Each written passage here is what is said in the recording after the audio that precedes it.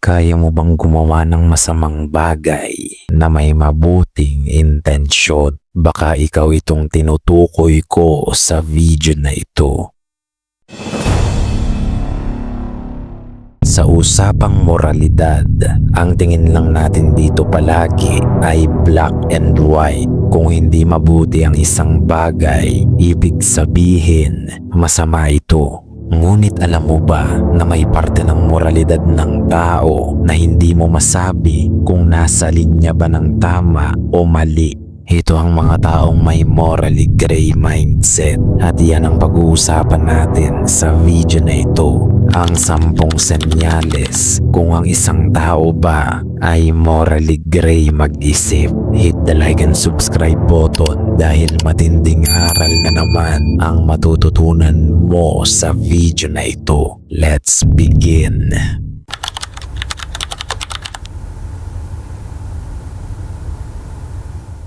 Kapag may morally gray mindset ka, wala kang pakialam kung sumalungat ka sa batas. Basta nakikita mo na ang resulta ng ginawa mo ay justified.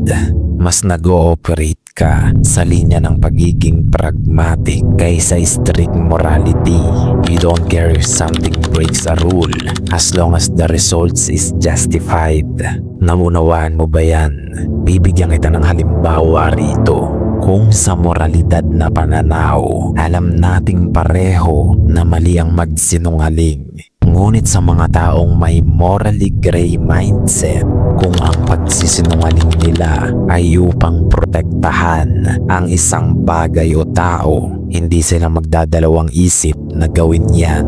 Naunawaan mo na ba ngayon? Alam mong mali ang magsinungaling, ngunit kung ito lang ang paraan para proteksyonan ng isang tao, handa mo itong gawin para sa tama. Naunawaan mo ba yan?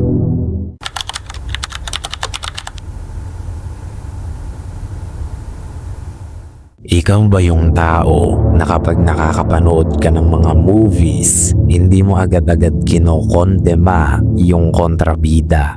Bagkus, inaanalisa mo muna ang sitwasyon niya bago mo siya husgahan sa mga ginawa niya.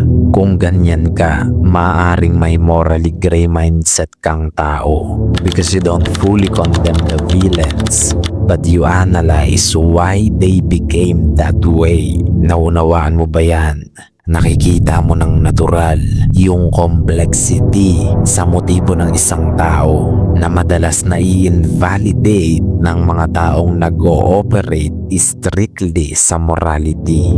Naunawaan mo na kaya siya naging masama ay dahil din sa mga karanasan na humubog sa kanya upang maging ganon. Kaya nauunawaan mo kung bakit niya nagagawa ang mga bagay na yan. Kaya imbis na kasuklaman mo ang kasamaan niya, naiintindihan mo kung bakit siya nagkakaganon. You naturally see the complexity behind motives, not just the surface level morality.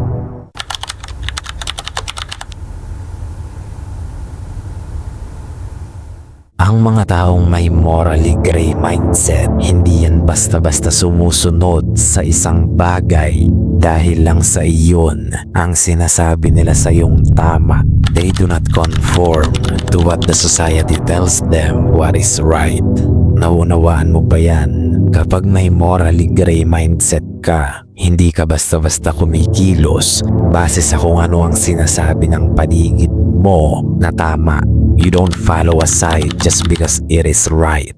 Halimbawa na lang, may isang issue sa social media sa pagitan ng dalawang tao. Tapos sinasabi ng mga tao sa internet na kasuklaman natin ang taong ito dahil ganito siya. Hindi mo basta-basta gagawin yan. You will not hate a person just because the internet told you so. Naunawaan mo ba yan? Mas pipiliin mo kung alin yung nakalinya sa sarili mong prinsipyo kahit na maging salungat ito sa sinasabi ng marami. Naiintindihan mo ba yan? You pick what aligns with your code, even if that puts you at odds with the majority.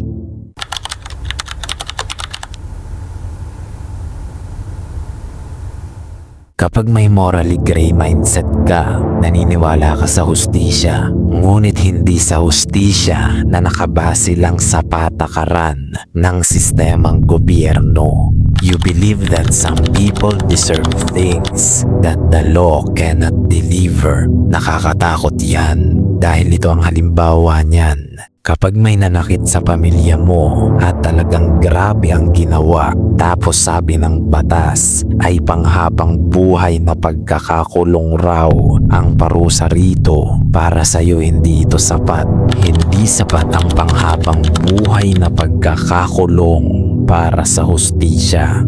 Dahil may sarili kang patakaran kung ano ba ang itsura ng hustisya sa'yo. May sariling muka sa'yo kung ano ba ang tinatawag nilang patas. You don't rely on institutions. You rely on your own sense of what is fair.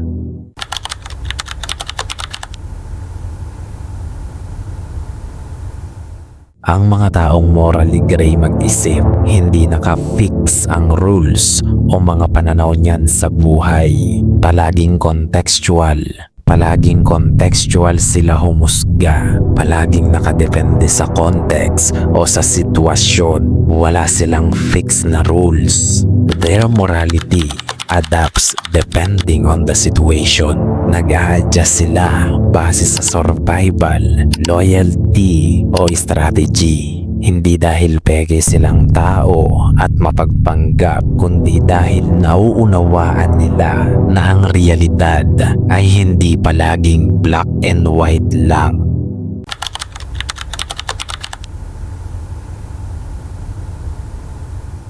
Ito ang nakakatakot sa mga taong morally gray mag-isip. Hindi sila nababahala sa mga moral contradictions gaya ng you can be kind and ruthless, empathetic and cold, generous and calculating. Naunawaan mo ba yan? Yan ang black and white ng buhay. At sa perspective ng black and white morality, hindi ka pwedeng maging black and white at the same time. Naunawaan mo ba yan? At dyan papasok ang mga morally gray mag-isip na tao na kung saan ay nasa gitna sila palagi ng black and white. Kaya sila tinawag na morally gray dahil hindi sila nalilimitahan ng iisang ideology lang o simplistic moral label. Hindi sila limitado ng moralidad nila. Kumbaga, kaya nilang sunugin ang buong mundo para sa taong mahal nila. Tingin mo pa gagawin niya ng isang good man na matatawag na hero? Di ba hindi naman?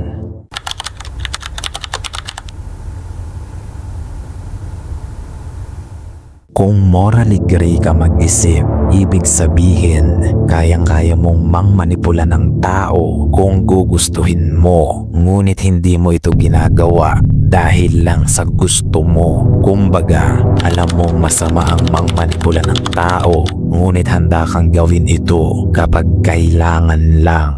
Hindi dahil gusto mo lang mang-trip. Alam mo rin kung gaano makapangyarihan ang katotohanan at alam mo rin ang pakinabang na dala ng pagsisinungaling at nauunawaan mo kung saan lang ito dapat ginagamit at kung kailan lang dapat ito ginagawa. Nakikita mo ba yung distinction? Alam mo ang tama at mali, ngunit naroon ka lang lagi sa gitna. You are aware of the power of truth, but also aware of the usefulness of lies.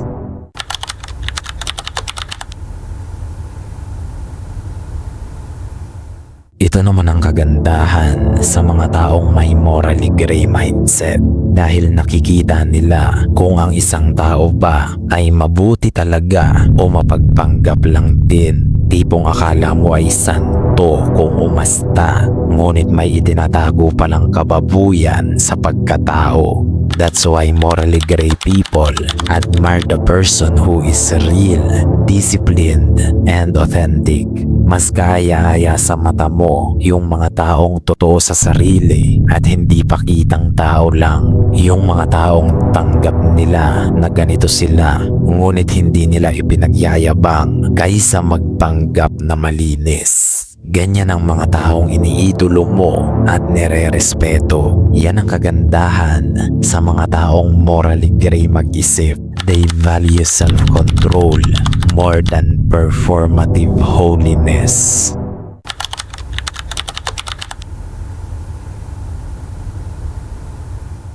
Kung morally gray ka talaga mag-isip, hindi ka natatakot na baka ma-misinterpret ka palagi ng mga nasa paligid mo. Hindi ka natatakot na ma-misunderstood ka ng mundo dahil alam mo na ang ganyang mindset ay lapitin talaga ng panghuhusga. Ngunit ayos lang sa'yo yan. You know that thinking independently will make others judge you and you are fine with it. Isa kang certified morally gray person yan dahil mas pipiliin mong maging totoo sa prinsipyo mo kaysa piliting makisama sa kanila. Naunawaan mo ba yan? You would rather be true to your principles than being like for fitting in.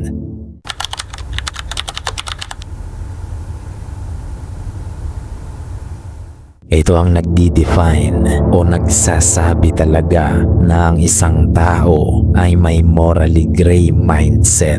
Naniniwala ito na ang lahat ng tao ay mabubuti ngunit may itinatagong kasamaan din o yung tinatawag na shadow o demons inside of you. Ngunit ang kaibahan lang nila sa karamihan, ang mga taong may morally gray mindset, hindi nila itinatanggi ang bagay na ito. Hindi nila itinatanggi na may kadiliman sa loob nila. They don't deny their shadows.